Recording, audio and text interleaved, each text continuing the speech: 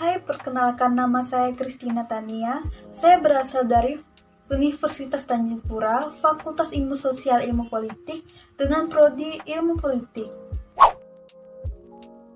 Baik, di sini saya akan menjelaskan mengenai RUU Cipta Kerja. Mungkin ada beberapa dari kalian yang belum tahu apa itu RUU Cipta Kerja. RUU Cipta Kerja adalah rancangan undang-undang yang telah disahkan pada tanggal 5 Oktober 2020 kemarin oleh Dewan Perwakilan Rakyat dengan tujuan untuk meningkatkan lapangan kerja serta meningkatkan investasi asing dan dalam negeri dengan mengurangi persyaratan peraturan untuk izin usaha dan pembebasan tanah. Nah, karena undang-undang ini memiliki panjang 905 halaman dan mencakup banyak sektor, maka undang-undang ini disebut sebagai Undang-Undang Sapu Jagat atau Omnibus Law. Dan seperti yang telah kita semua ketahui, undang-undang tersebut menuai banyak kritik di Indonesia, termasuk dari kalangan buruh, karena dikhawatirkan dapat mengurangi hak-hak para pekerja dan meningkatkan deforestasi di Indonesia. Rangkaian unjuk rasa hingga saat ini masih berlangsung oleh kalangan para buruh dan mahasiswa dan menuntut agar undang-undang ini segera dicabut. Orasi yang sejak Februari 2020 digelar di beberapa daerah di Indonesia dengan titik orasi di gedung-gedung DPR dan di jalanan. Beberapa berlangsung damai, sementara yang lainnya mengalami kekerasan dari sebagian aparat serta mengalami luka-luka dan hingga detik ini ada beberapa mahasiswa atau oknum yang ditahan di kantor polisi. Sejak awal penyusunan hingga perumusan RUU Cipta Kerja memang menuai banyak kritik dari masyarakat karena tidak transparan, minim keterbukaan, dan tidak melibatkan partisipasi publik. Dalam penyusunan RUU Cipta Kerja, publik kesulitan memberi masukan karena keterbatasan akses terhadap RUU Cipta Kerja. RUU tersebut tetap dibahas selama masa pandemi ini. Pembahasan berlangsung dalam rapat-rapat yang diselenggarakan secara tertutup, dan perkembangan draft pembahasan tidak didistribusikan kepada masyarakat. Teknik Omnibus Law tidak dikenal dalam pembentukan peraturan perundang-undangan di Indonesia. Hal ini menyebabkan ketidakjelasan apakah RUU Cipta Kerja merupakan RUU baru, RUU perubahan, ataupun RUU pencabutan. Selain itu, RUU Cipta Kerja bukan solusi dan problem regulasi di Indonesia.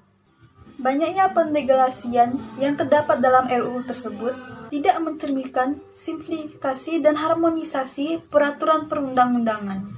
Secara substansi, RUU tersebut mengarah pada sentralisasi kekuasaan yang rentan terhadap korupsi.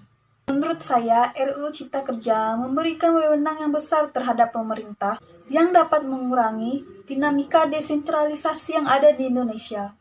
Desentralisasi yang berlebihan rentan terhadap potensi korupsi. Salah satunya dikarenakan semakin minimnya pengawasan yang menyederhanakan peraturan yang saling tumpang tindih.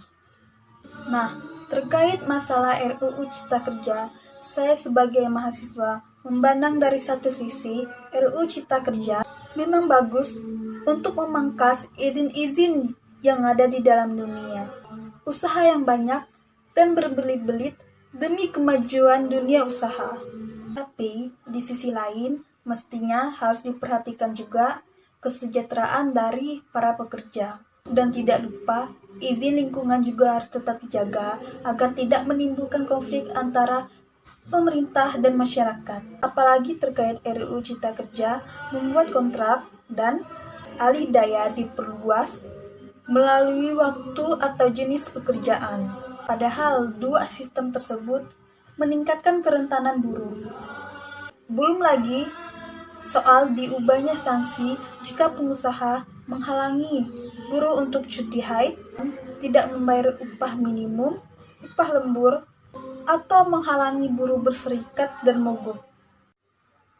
Seharusnya yang harus diubah adalah rencana mengubah upah per bulan dihitung per jam, karena buruh bukan mesin, buruh juga manusia. Dan yang terkena dampak dari peraturan ini adalah bukan hanya dari buruh, tetapi juga calon pekerja, mahasiswa, serta pelajar yang suatu hari nanti akan melamar kerja. Mereka nanti akan dirugikan melalui sistem pemagangan. Sistem magang membuat mereka menerima upah jauh dari upah layak.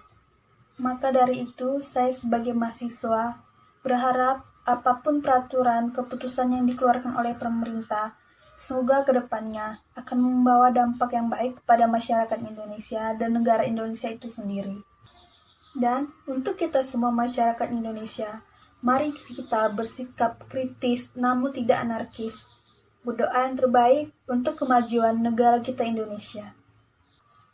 Mungkin sekian tanggapan dari saya mengenai RUU Cipta Kerja. Terima kasih sudah menonton. Maaf bila ada kesalahan kata. Selamat siang.